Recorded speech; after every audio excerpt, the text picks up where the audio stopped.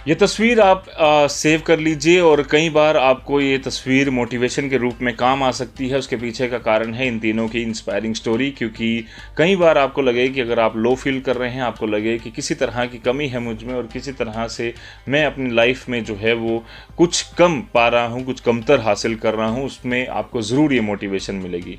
दो को तो आप जानते हैं, शीतल देवी जो कि जम्मू कश्मीर की किश्तवाड़ की रहने वाली हैं। पिछले साल उन्हें वर्ल्ड पैरा आर्चर का खिताब जो है वो आर्चरी ने दिया है। इसके अलावा कई सारे अलग अलग अवार्ड जो हैं वो हासिल कर चुकी हैं। पैरालंपिक्स से लेकर वर्ल्ड आर्चरी में उनका नाम जो है वो रोशन हो चुका है। वहीं दूसरी हैं पायल नाग, जिनकी चर्चा रिसेंटली हो रही है। बिना लिम्स के उन्होंने दुनिया में अपना नाम जो है वो हासिल किया है। ऐसी टेक्निक उनके कोच ने यहाँ पर उन्हें बना कर दी, ऐसे इक्विपमेंट तैयार करके दिए कि बिना हाथ और बिना पैर के भी उन्होंने शीतल देवी जैसी उन्हीं के कोच द्वारा ट्रेन की गई प्लेयर को यहाँ पर हराया। और आज आनंद महिंद्रा से लेकर अलग अलग जो नेता हैं, जो प्लेयर्स हैं, जो स्पोर्ट्स से जुड़े लोग हैं, जो किसी भी तरह से अपने आप को सोशल मीडिया पर एक्टिव रखते हैं, वो पायल नाग की चर्चा कर रहे हैं। और आज कहानी है इस बीच वाले शख्स की। कुलदीप वैद्वान 5 साल की उम्र में माताजी का देहांत हो गया। उत्तर प्रदेश के एक छोटे से गांव के रहने वाले हैं। 16 साल की उम्र में उन्होंने भारतीय सेना में यहाँ पर अपनी शमूलियत की। भारतीय सेना में उन्होंने ज्वाइनिंग की और उसके बाद पीछे मुड़कर नहीं देखा।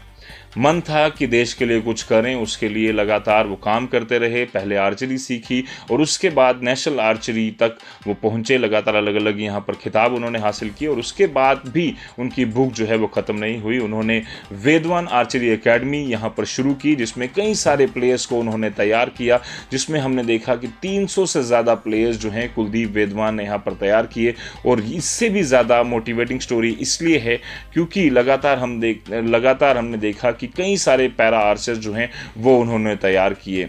ना सिर्फ वो यूपी में अपनी ट्रेनिंग जो है वो देते रहे, प्रशिक्षण देते रहे, पर जम्मू कश्मीर में श्री माता वैष्णो देवी श्राइन बोर्ड द्वारा शुरू की गई आर्चरी एकेडमी जो स्पोर्ट्स कॉम्प्लेक्स कटरा में चलती है, उसमें उन्होंने कई सारे यहाँ पर प्लेयर्स को तैयार किया। और उससे भी ज़्यादा यहाँ पर उनकी कहानी मोटिवेटिंग तब हो जाती है, इंस्पायरिंग तब हो जाती है जब ये पता चलता है कि उन्होंने कई सारे बड़े पैरा आर्चर्स जो हैं वो तैयार किए।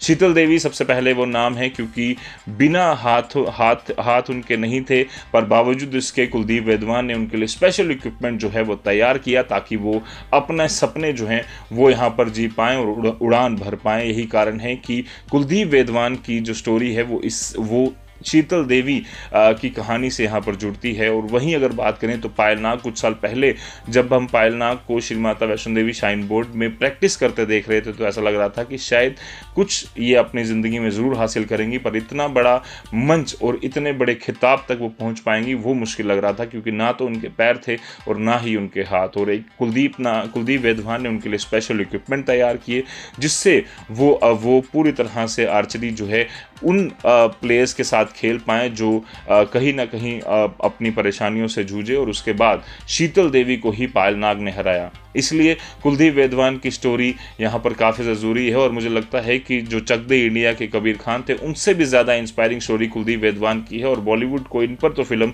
एटलीस्ट बनानी चाहिए ताकि दुनिया को पता चले कि अगर अपने हाथ पैर होने के बावजूद कोई प्लेयर तैयार हो सकता है तो उसके पीछे की कहानी जानना काफ़ी ज़्यादा ज़रूरी है। और वो शख्स हैं कुलदीप वैद्वान।